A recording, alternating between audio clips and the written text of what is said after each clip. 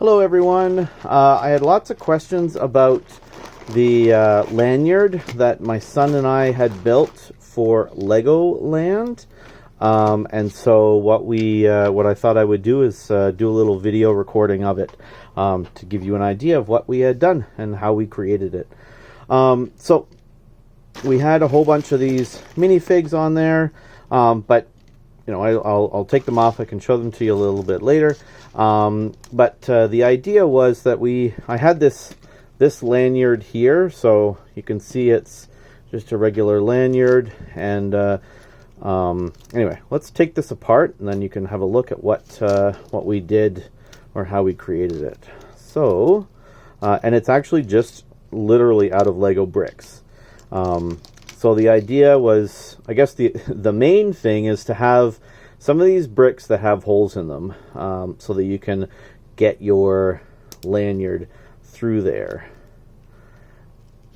which means that you should be able to get it off of there. Yeah, perfect. Okay, so yeah, so I had this one here. I just picked sort of a random amount, not knowing exactly how large of a nameplate that he wanted, but yeah, I guess the main two things to really make this work is a lanyard with hooks on it. I assume that you can do it with one hook as well, but I just so happened that this was from when the FIFA World Cup, or U20 World Cup, was here in Canada. I volunteered at it, and you know, I guess some might say I'm a hoarder, but yeah. Anyway, so I still had this left over, and here we are. So we took this brick, so it's a flat one, has holes in it, so nicely laid out to be able to, for the lanyard to be able to get right in there with a little bit of force, not too much, doesn't really damage. I don't think I damaged it on there. How did I do this last time? Maybe it was through the back. Because the stubs, there we go. Okay, so we got those two. And then the next piece was another flat one like this that we connected all the way along.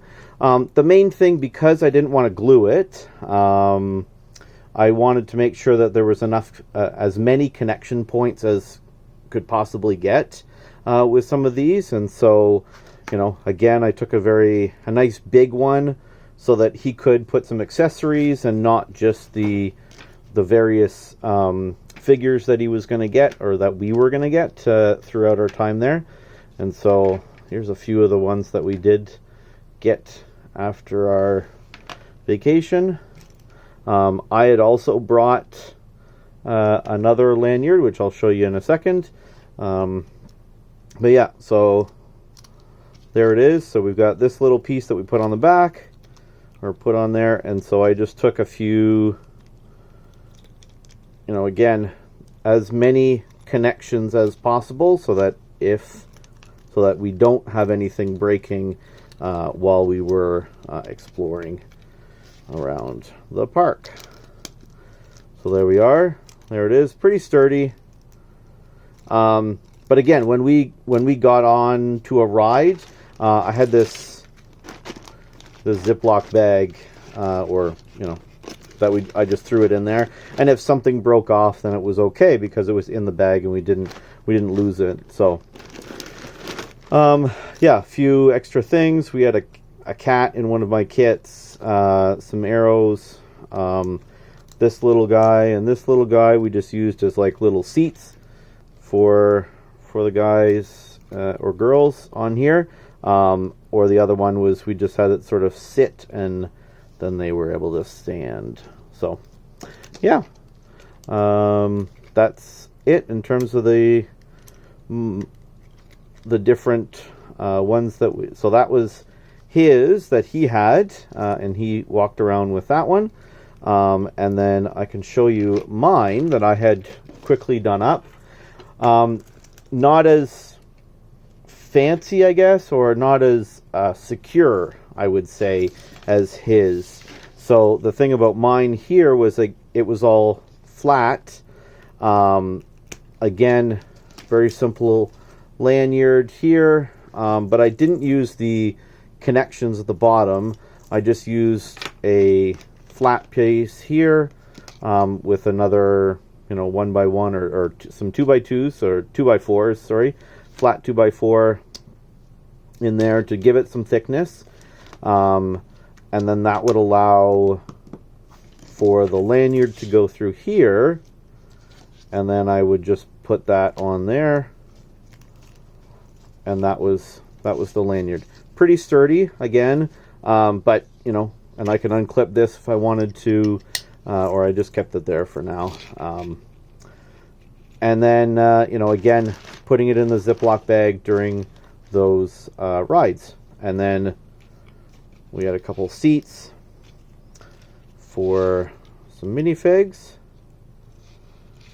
And the other little thing that I thought about for mine is, instead of connecting it just like this, to give them sort of a little bit of a raised platform so they didn't have to angle out, but this allowed for the person, the minifig, to be almost upright. But again, there's still a little bit of, and you can maybe sort of see in there that they can't go completely flat on there. Maybe if I'd put two bricks, might have been better. What if I'd take this one? I just so happen to have a regular brick. That would definitely make them. Well, actually, you know what? Oh, it's actually inside when they're standing. Oh, I just ripped his torso off. That's a he? No, it's a she. Sorry.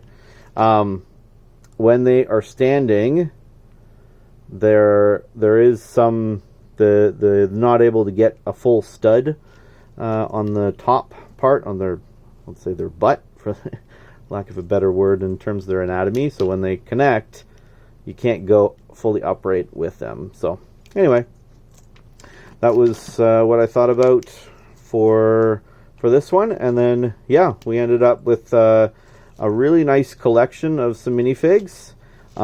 Definitely, I don't know if my son and daughter will be as excited about them later, but I know that I'm super happy about them. This one's got some really cool hair.